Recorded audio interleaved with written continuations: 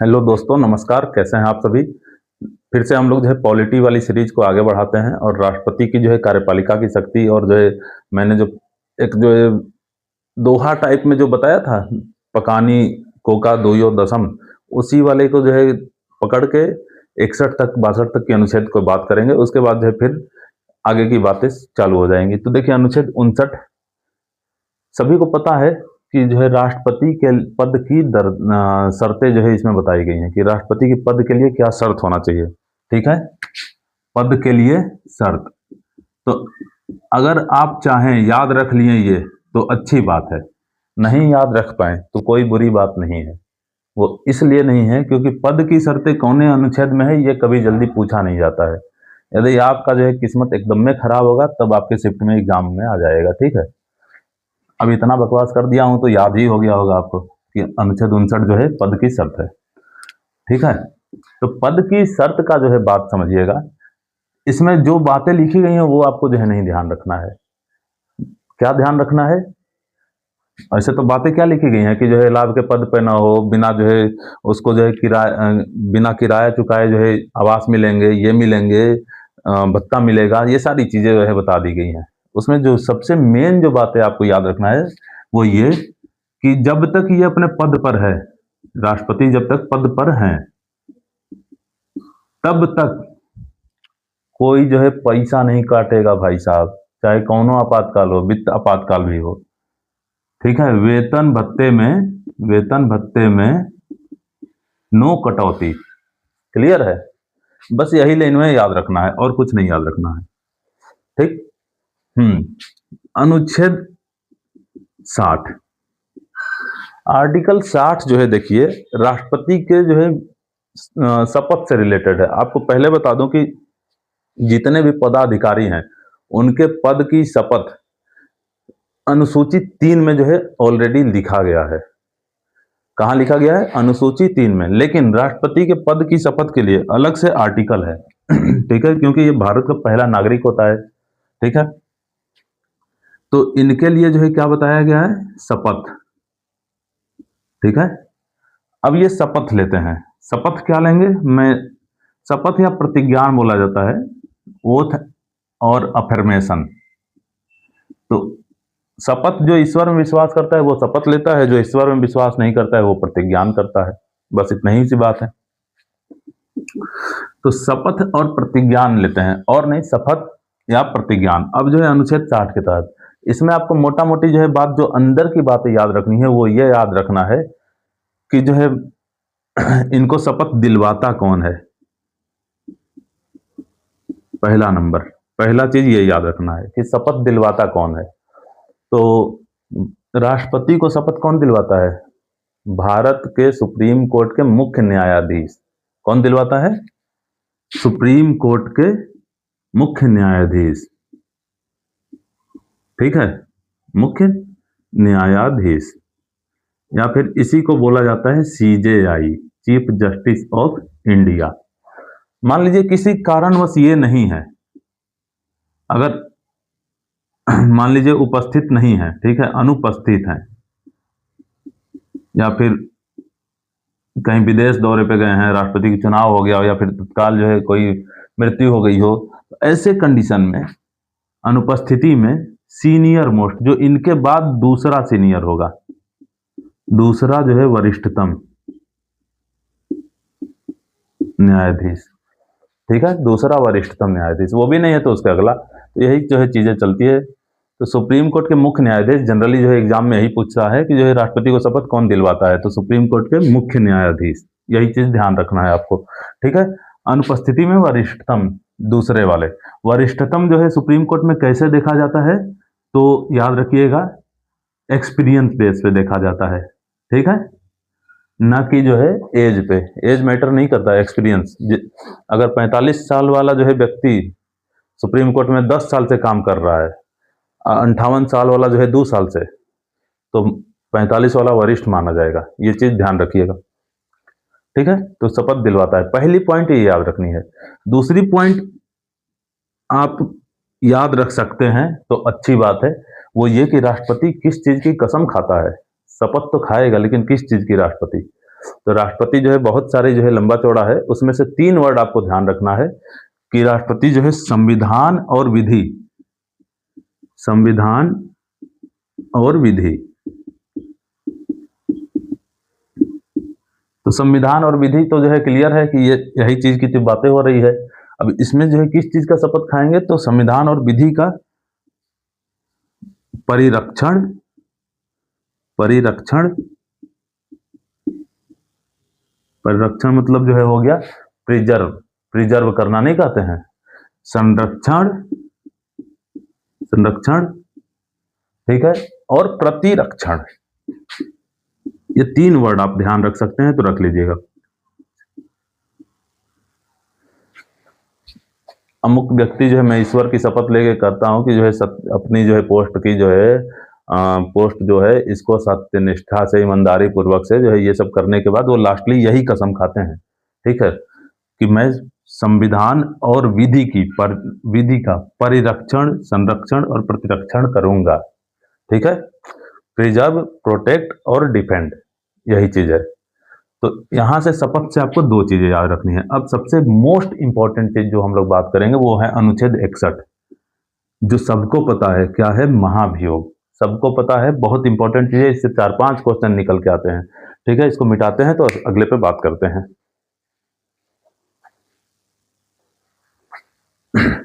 तो हम लोग जो अभी बात किए, थोड़ा सा कंफ्यूजन हो जाता है लोगों को। अनुच्छेद जो 60 हम लोग पढ़े, शपथ, शपथ में जो है क्या लिया था राष्ट्रपति ने शपथ की, जो है मैं संविधान का संरक्षण, संविधान और विधि का, तो संविधान और विधि का संरक्षण जो है करने का जो है शपथ लेने का मतलब ये नहीं है कि संविधान का संरक्षक जो है राष्ट्रपति है। कभी एग्जाम में ये ठीक नहीं कर दीजिएगा।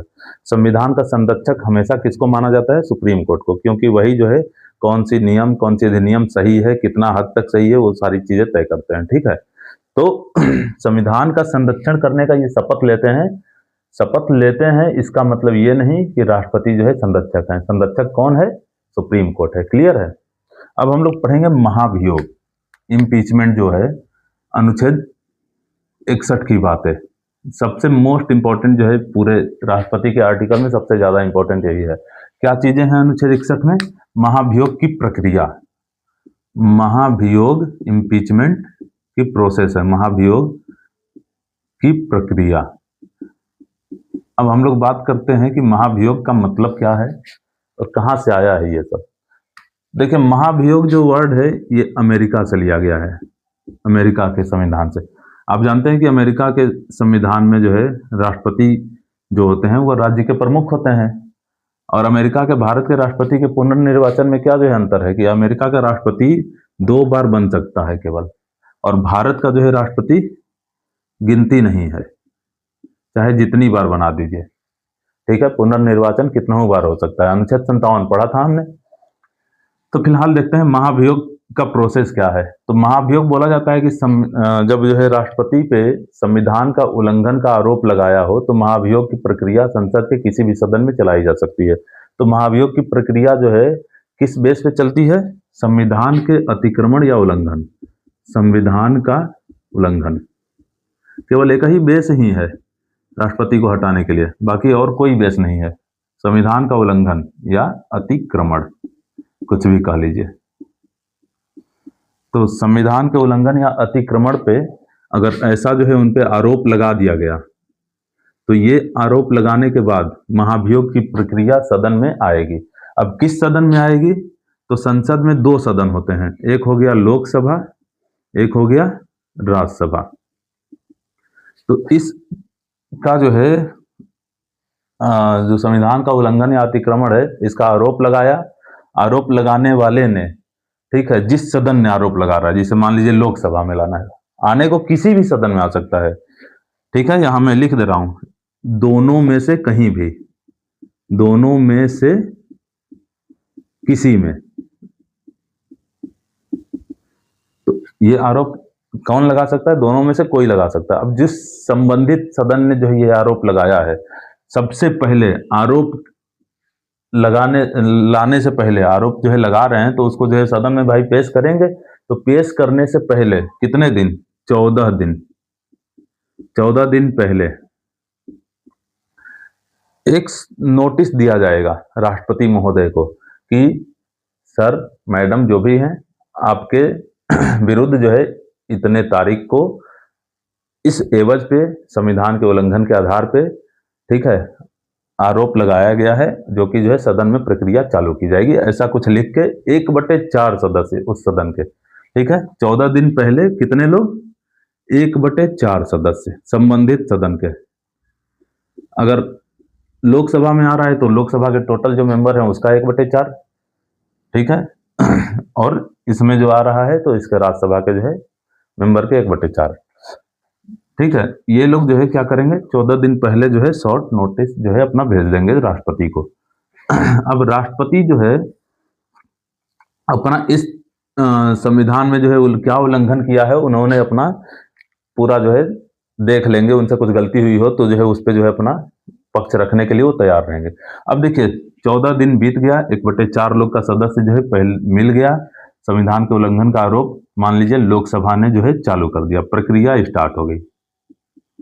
अब अगर प्रक्रिया स्टार्ट हो गई तो लोकसभा आरोप जो लगाया है वो प्रक्रिया जो है सिद्ध कर देगा।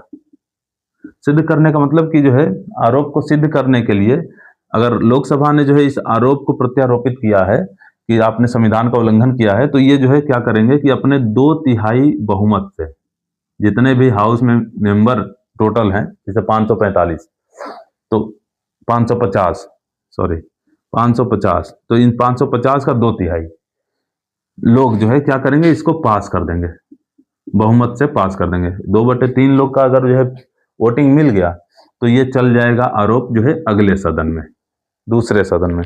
दूसरा सदन क्या करेगा, इस आरोप की जांच करेगा। पहला सदन आरोप लगाता है और दूसरा सदन उस आरोप की जांच करता है। ये क्या करेगा, आरोप की जांच करेगा कि जो आरोप लगा है संविधान के उल्लंघन का, क्या वो सही है कि नहीं। तो इस जांच में जो है भाई, जांच जब करेगा तो राष्ट्रपति को मौका दिया जाएगा। राष्ट्रपति अपना पक्ष जो रखेंगे वो 14 दिन इसीलिए तो दिया जाता है। तो राष्ट्रपति जो है महोदय यहाँ पे अपना वकील रख सकते हैं, खुद अपना पक्ष रख सकते हैं, चाहे जैसे भी अपना पक्ष रखेंगे, ठीक है। नहीं भी रख सकते हैं, वो उनके ऊपर है, लेकिन उनको पूरा मौका दिया जाता है। दूसरा सदन यदि उनके आरोप की जांच को सही पाता है और 2/3 सदस्य अपने बहुमत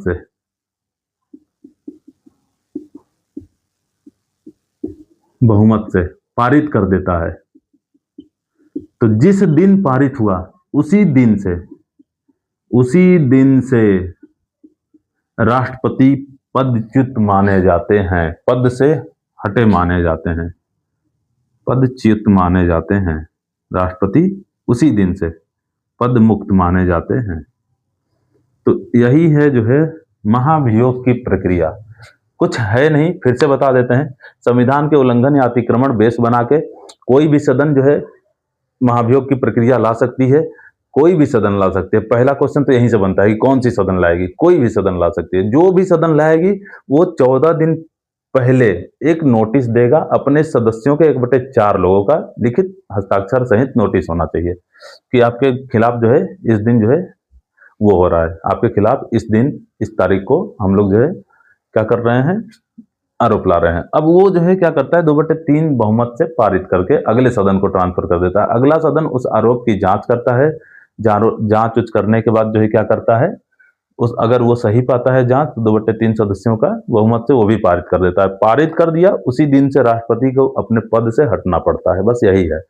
अब ये जो आरोप की जांच करता है ना, इसमें जो है कुछ जुडिशियल जो है विभाग के लोग रहते हैं, जैसे रिटायर्ड जज वगैरह रहते हैं, ठीक है, और लॉ बैकग्राउंड के लोग रहते हैं। क्योंकि जो है आरोप की जांच करना और एक तरह से ये न्याय कर रहा है ना, आरोप की जांच, भाई किसी पे आरोप लगी है तो उसका जांच होता है तो न्याय होती है उसके साथ। तो न्याय कौन करता है, न्यायालय। और जो भी जो है निर्णय न्यायालय करेगी तो वो तो पूर्ण न्यायिक फैसला होगा। लेकिन जो निर्णय न्यायालय न करके कोई एक सदन करे, कोई एक कमेटी करे, लेकिन उसमें मेंबर जो है लॉ बैकग्राउंड के लोग हों, क्लियर है, मेंबर लॉ बैकग्राउंड के लोग होने चाहिए, और फैसला जो है न्यायालय में ना हो, तो वैसा फैसला हमेशा अर्धन्यायिक फैसला माना जाता है। तो राष्ट्रपति की ये जो महाभियोग की प्रक्रिया है, ये कैसी प्रक्रिया है? अर्धन्यायिक प्रक्रिया है, अर्धन्यायिक, क्वासी जुडिशियल, ठीक है, अर्धन्यायिक प्रक्रिया है। तो ये चीजें आप ध्यान रखिएगा, अर्धन्यायिक कहते किसको है, अर्धन्यायिक प्रक्रिया है। क्लियर है? अब संविधान का उल्लंघन का बात आया कि किसको कहेंगे संविधान का उल्लंघन, तो भाई साहब ये कहीं डिफाइन नहीं है, व्याख्या नहीं है, व्याख्या संविधान में नहीं मिलता है कि किसको कहेंगे, कि राष्ट्रपति के निर्वाचन में कौन पार्टिसिपेट करता है और महाभियोग में कौन नहीं पार्टिसिपेट करता है। तो इन दोनों का कंपैरिजन देख लेते हैं। जैसे कि एक साइड हम लिख देते हैं निर्वाचन, ठीक है, निर्वाचन, और एक साइड लिख देते हैं महाभियोग, यानी कि एक तरफ चुनना है, एक तरफ हटाना है। क्लियर है? अब देखिए निर्वाचन में आपको पता है कि पार्टिसिपेट कौन करता है, ऑलरेडी बता चुका हूं कि लोकसभा, राज्यसभा और विधानसभा, ये हो गए इनके जो है इलेक्टेड मेंबर, इलेक्टेड यानी कि निर्वाचित लोग करते हैं, ठीक है, निर्वाचित लोग। इसमें जो निर्वाचित लोग हैं वही वोटिंग करते हैं, इसमें मनोनीत लोग नहीं होते हैं। नॉमिनेटेड जो मनोनीत होते हैं वो इसमें भाग नहीं लेते हैं। और दूसरा पॉइंट क्या है कि विधानसभा तो सभी राज्यों की होगी ही होगी, प्लस दिल्ली और पुदुचेरी, इन दो जो है केंद्र शासित प्रदेशों की भी विधानसभाएं जो है पार्टिसिपेट करती हैं। क्लियर है? महाभियोग में जो है थोड़ा सा जो है देखेंगे हम लोग कौन नहीं आता है। तो देखिए महाभियोग में आपको पता है विधानसभा सभी राज्यों का नहीं पार्टिसिपेट करता, हटाने में केवल लोक और राज्यसभा ही जो है भूमिका निभाती है, ठीक है। और मनोनीत सदस्य का क्या भूमिका होगा? मनोनीत सदस्य का ये वोटिंग करेंगे, राष्ट्रपति को हटाते समय मनोनीत सदस्य वोटिंग करेंगे, चुनते समय नहीं करेंगे, उसका रीजन ऑलरेडी बता चुके हैं, ठीक है। केंद्र शासित प्रदेश की जो विधानसभाएं हैं दिल्ली और पुडुचेरी, ये भी जो है पार्टिसिपेट नहीं करती हैं। तो मिला जुला के याद रखना है कि मनोनीत जो है भाग लेते हैं इसमें महाभियोग में, इसमें निर्वाचन में नहीं लेते हैं। क्लियर है?